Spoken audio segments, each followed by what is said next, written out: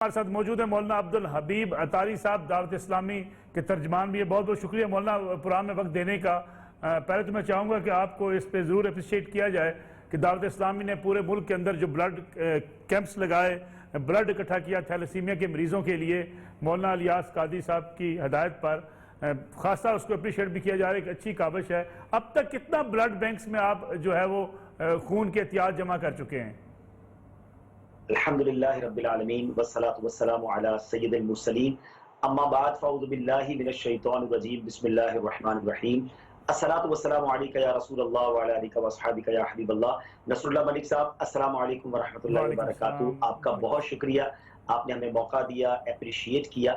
आपको जानकर खुशी होगी कि हमने आज भी ब्लड कैंप लगाए थे कई शहरों में, और इस वक्त हमारी जो आज की मेरे पास फिगर आई है वो 8,794 बॉटल्स जो हैं वो हम ब्लड की जमा कर चुके हैं। और अल्हम्दुलिल्लाह हम इसको कंटिन्यू करने का इरादा रखते हैं। जब भी आपको जरूरत होगी, मुल्क को कौम को जरूरत होगी, हम उसके लिए पेश हैं। थैलेसीमिया के मरीज कहीं भी मुल्क में जहां भी हैं उनको आपकी ऑफर मौजूद है, हॉस्पिटल्स के अंदर जहां भी होंगे लोग उनको ये ब्लड पहुंचाया जाएगा? देखिए, हमने अपना सिस्टम इस तरह बनाया है कि हमने इदारों वालों से पहले खुद राब्ता किया कि आप बताएं आपको कहां कहां ब्लड की हाजत है। कराची से हमने इसको स्टार्ट किया और उसके बाद पाकिस्तान के 100 से ज्यादा शहरों तक हमने इस सिस्टम को डेवलप किया। अब भी हमारी ऑफर है कि जहां भी जो इदारे वाले लोग हैं, यानी जो थैलेसीमिया का काम करते हैं, अगर उनको ब्लड चाहिए तो हमसे राब्ता करें, इंशाल्लाह हम उन्हें दे देंगे। राशन की तकसीम का भी एक बड़ा दावत इस्लामी ने काम शुरू किया है, गरीबों में राशन की तकसीम का। यहाँ बाज़ लोग सवाल करते हैं, कुछ सफेद पोश लोग होते हैं जो शायद लाइन में लग के राशन नहीं मांग सकते या किसी के सामने हाथ नहीं फैला सकते, उसके लिए क्या मैकेनिज्म है दावत इस्लामी का? एक सफेद पोश आदमी उस तक राशन पहुंचे, उसकी वेरिफिकेशन वो कैसे की जा रही है? नसरुल्लाह मलिक साहब, देखिए हमारे लिए ये काम करना बहुत आसान है। उसके लिए मैं आपका 1 मिनट लूंगा। बेसिकली दावत इस्लामी को पहले समझना होगा। दावत इस्लामी का जो स्ट्रक्चर है वो गिलगित बल्तिस्तान से कराची के साहिल समंदर तक पूरे पाकिस्तान में है। हमारे तकरीबन 1.5 से 2 लाख अफराद वो हैं जो हमारे रजिस्टर्ड, जिसको आप कारकुनान कहते हैं, हम उसको जिम्मेदारान कहते हैं, मस्जिद तक हमने अपने काम को तकसीम किया हुआ है।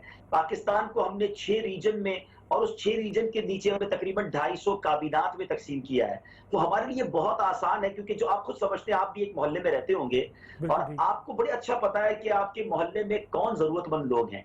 तो हमने ऐसा नहीं किया कि कराची के लोगों को भेजा पंजाब में पैसे बांटने के लिए। हमने हर शहर के हर निगरान, मस्जिद निगरान को एक्टिव कर दिया, उन्होंने लिस्टें बना ली और हमने उनको रुकूम भेज दी। अब उस घर, जिनको पता है लिस्टें गरीब लोगों की मालूम है, तो वो डोर स्टेप तक, अगर आप हमारी फुटेज भी देखेंगे तो हम लोगों के घरों के दरवाजे पर राशन पहुंचा रहे हैं या लिफाफों के अंदर कैश पहुंचा रहे हैं। अच्छा, कैश पहुंचाने का सिलसिला भी है कि जो राशन नहीं जिन्हें आप दे रहे उन्हें माली मदद भी दी जा रही है, और ये किस हद तक कितनी दी जा रही है?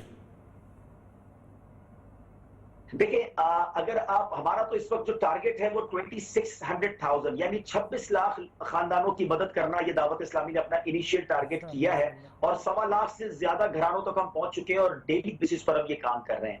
हम तीन सूरतों में काम कर रहे हैं। हम राशन के पैकेट्स पहुंचा रहे हैं, हम कैश पहुंचा रहे हैं, और तीसरी हम ये कर रहे हैं कि पका हुआ खाना भी पहुंचा रहे हैं। यानी हम जो हमने कैश बांटने की बात की वो इसलिए की कि सोशल डिस्टेंसिंग बड़ा मुश्किल है जब आप राशन बांटते हैं। राशन बांटने के लिए भी हम रात के वक्त राशन बांटते हैं ताकि लोगों में रश ना हो जाए। हमें सोशल डिस्टेंस भी बरकरार रखना है। और बाज लोगों को राशन तो मिल गया रसूलुल्लाह साहब, लेकिन दवाई चाहिए उनको। अब आटा तो है मगर सब्जी चाहिए, तो अगर कैश होगा तो वो अपनी मर्जी से कुछ खरीद सकेंगे।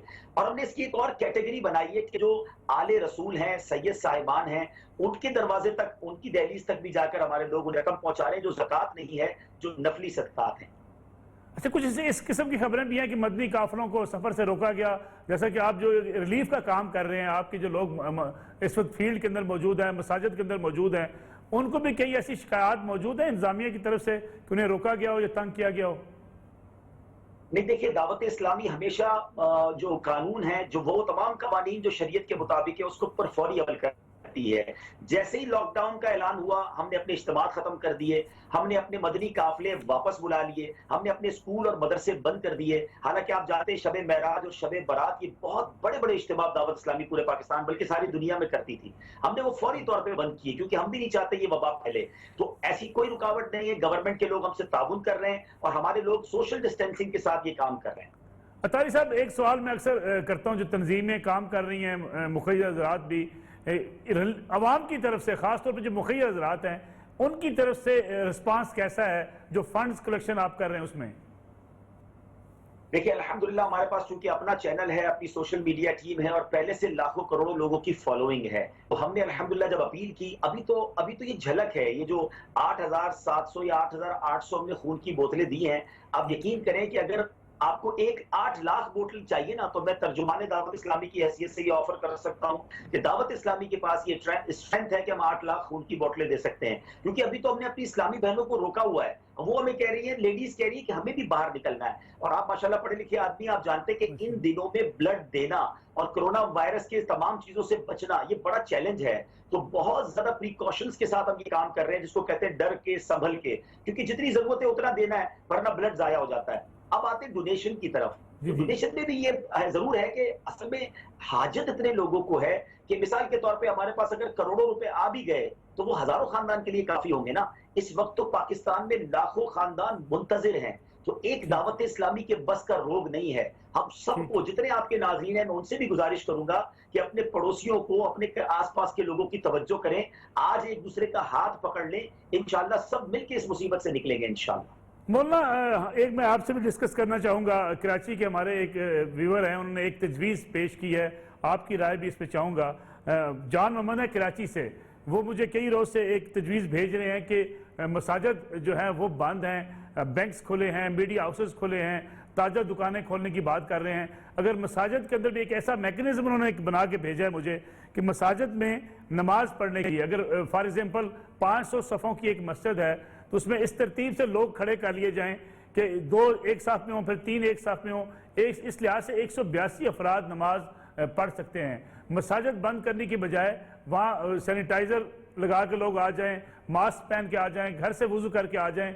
तो क्या ऐसा मैकेनिज्म बनाया नहीं जाना चाहिए कि नमाज पढ़ी जाए, कम अज़ कम मसाजिद बंद ना हो? देखिए, नमाज और मसाजिद को यकीनन खुला होना चाहिए, लेकिन उसका बेस्ट तरीका यह है कि हुकूमत उलमाए किराम के साथ बैठे और जो जो शरीयत में इजाजतें हैं, जो आसानियां हैं, उलमाए किराम और हुकूमत बैठ के देखिए, तो विलिंग होगी ना नसरुल्लाह भाई, तो चीजें आसान हो जाएंगी। अगर किसी चीज की विलिंग है कि ये करना है, अब बताइए प्रिकॉशंस क्या है। माशाल्लाह लोग एजुकेट होंगे और सैनिटाइज होकर आएंगे और अच्छे अंदाज से नमाजें हो सकती हैं। तो बिल्कुल इस पर हुकूमत को उलमाए किराम के साथ बैठकर फैसला करना चाहिए। मौलाना अब्दुल हबीब अतारी साहब, बहुत शुक्रिया प्रोग्राम में वक्त